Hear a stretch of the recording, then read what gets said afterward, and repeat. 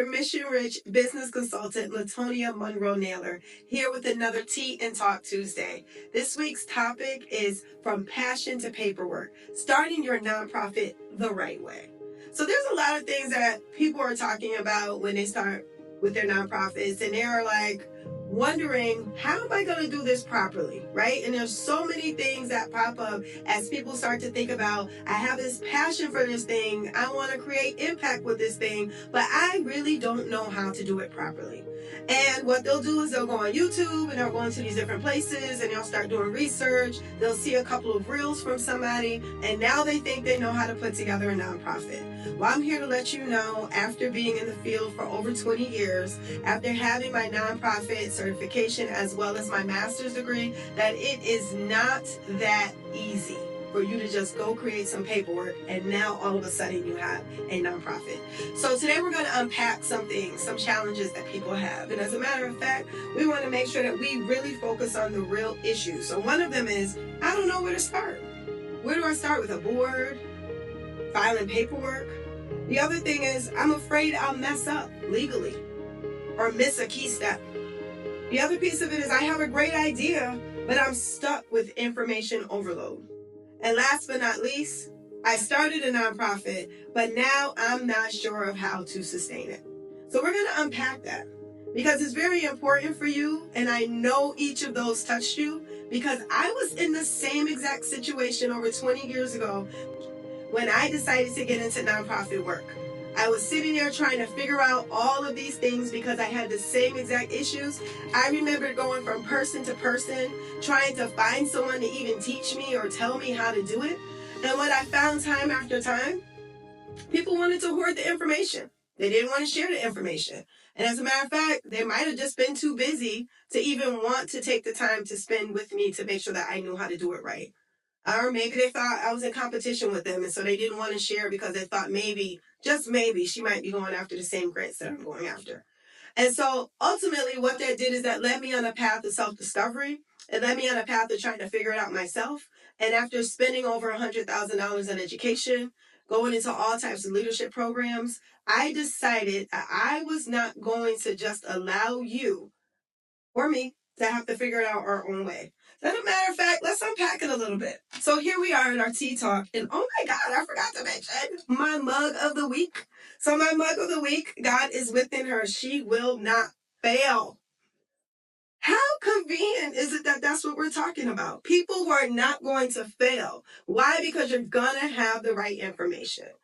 I went and I took all of the years of experience and I created this book, Mission Rich and Profit Power. But I also decided it was important to make sure that we had a space for folks to come together. So before I talk to you about all the other things that we have to offer here at Monroe Naylor Consulting, I think we need to dig back into the things that you're really concerned about, which is why you're listening in the first place. So let's go back to tip number 1, because we really want to address the fact that I don't know where to start.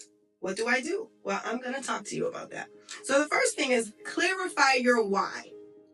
Clarify your why before you even start paperwork. Why am I telling you this? Because once you create your nonprofit, once you submit your application, whatever you put as your mission, you are tied to that. And so if you decide to change your mission because you realize that's not what you want to do, guess what? You have to get another nonprofit. And depending on what level of the application that you were able to submit, you're going to pay another $375 or $625 to be able to resubmit the information to start all over again. Oh, and by the way, you got to dissolve the one that you already created. So before you do all of that and paying all those dollars to incorporate in your state and all of these other things that will come into play for you to set up your business, make sure you know your why. There's a lot of steps that you have to take to make sure you validate the why and that it's even fundable. But the first thing is, why are you doing this? Because your nonprofit is a business. It is not an afterthought. It is not a trend. It is a business. And if you have a business, that means you need a model that's going to be sustainable in order for you to be profitable in the end. And so the next thing we're going to talk about, I'm afraid to mess up. Guess what? You are going to mess up. You're going to mess up some things. But what we don't want to mess up is with the law. Okay? Nobody wants to be having the FBI knocking on their door, taking them away because they did something incorrect that they didn't even realize was illegal.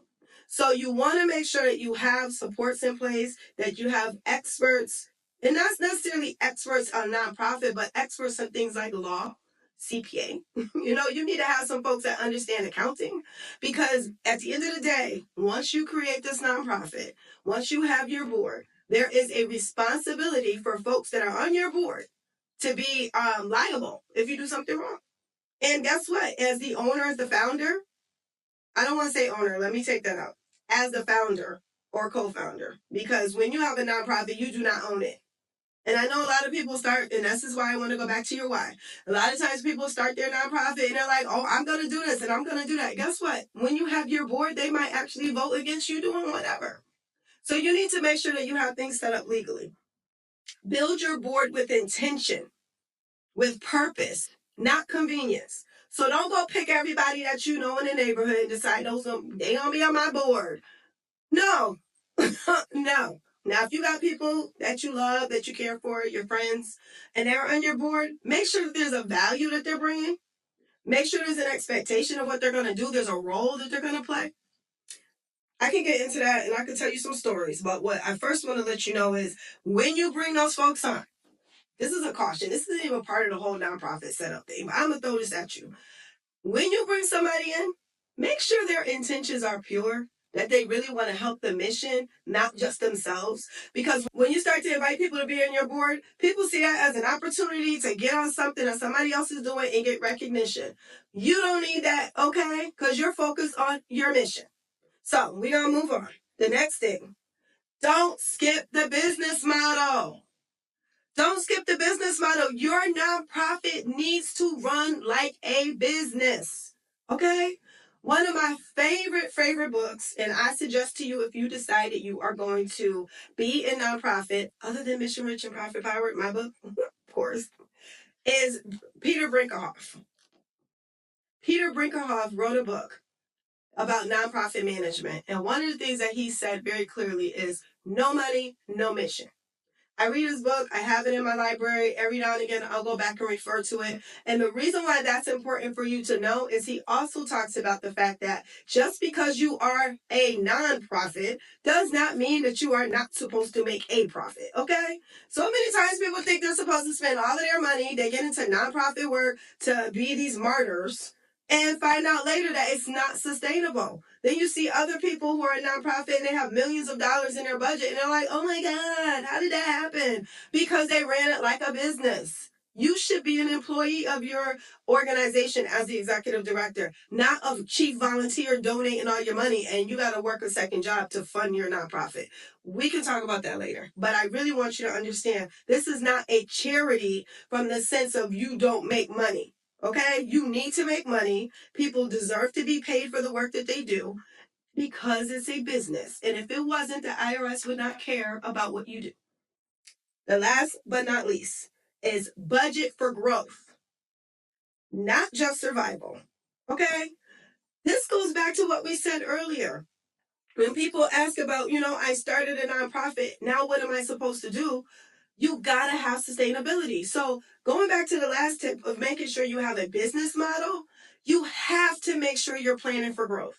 That means you have to implement strategy. That means that you have to really understand the field of what you're doing. And oh, by the way, hint, hint, AI ChatGPT is not going to give you all the answers. So that's why you have somebody like me sharing with you because I have 20-something years of experience. I've helped people get over $6 million in resources. I can tell you what to do and what not to do because I've done it or I've watched somebody do it and I know what should not be done and what should be. I understand that there's frameworks in place that you put in place in order for you to be successful. And if you don't have those frameworks, I don't care how great of an idea you have, you will not sustain. There's a reason why 80% of businesses that start will be done, closed, wrapped up within 5 years. Many of them won't make it past 2 years. There's a reason why there's millions of nonprofits and hardly any of them are funded. Only 20% of nonprofits actually make over $50,000. So I think that you really want to make sure before you get into this that you understand the parameters and why it's important for you to have this. And I would just invite you to do something before we close. The Academy. Mission Rich Academy 2.0.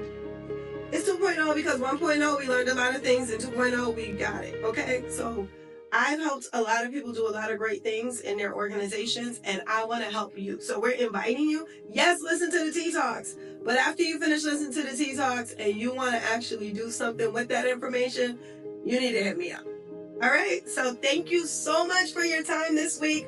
I appreciate you. I want to remind you, from passion to paperwork, start your nonprofit the right way. Don't do it wrong. I've seen people do it wrong so many times. It's not worth the frustration.